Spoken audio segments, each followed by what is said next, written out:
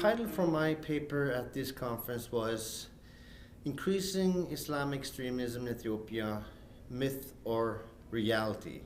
The point of departure for the paper was that Islam in Ethiopia, Muslims in Ethiopia, and particularly the Salafi constituency, have been accused of becoming more radicalized in the sense of wanting to induce politics with religion, and then also to try to overthrow the government and establish an Islamic State. So that was the thing that rose my question. So to what degree is this a myth? To what degree is this reality? And what can we get from that? My finding is that so far, and I think it's important to underline so far, is that there's not too much indication of any radicalization or extremism.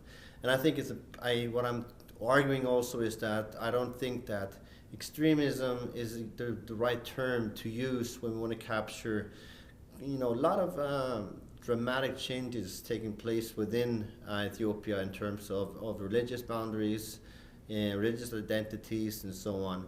So we have increasing tensions both within the Muslim community, between Christians and Muslims, which relates, I believe, to much more broader issues than only to see this as extremism in the sense of wanting to establish the Islamic State. I've been doing fieldwork among Salafis for a number of years, so I have quite a broad network of informants, and I have been actively working among Salafis both within the regions and the capital.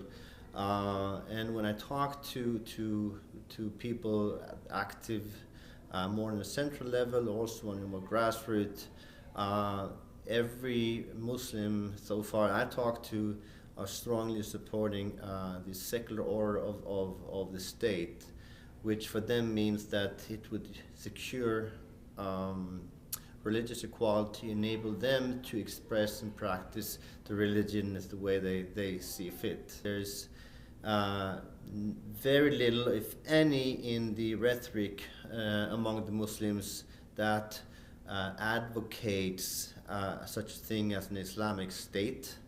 Rather, there is a constant accusation towards the government that they are violating the principle of non-interference or separation between religion and state.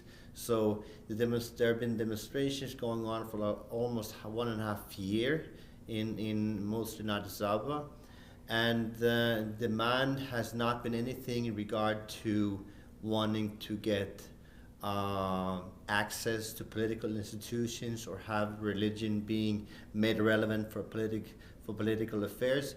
It has only been, it has more been to safeguard themselves against what they see as undue government interference. There is a range of areas that needs to be covered. In general, we could say that Islam in Ethiopia has been neglected in Ethiopian studies. There is many areas we don't know too much about, and I think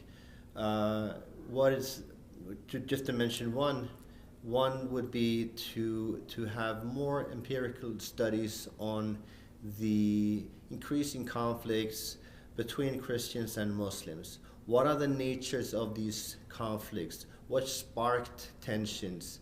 And then, of course, what could be possible ways to ease and to diminish such conflicts in the future?